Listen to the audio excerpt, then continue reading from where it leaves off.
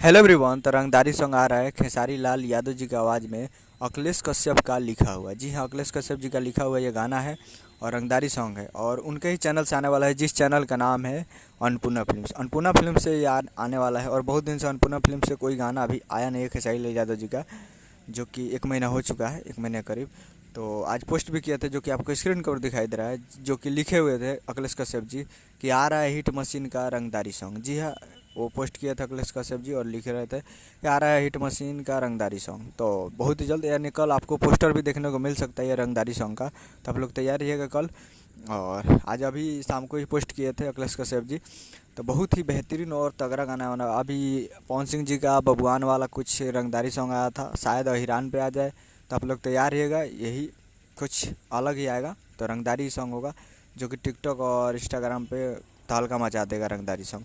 तो आप लोग तैयार रहिए और कल पोस्टर देखने के लिए, शायद कल पोस्टर आ जाए।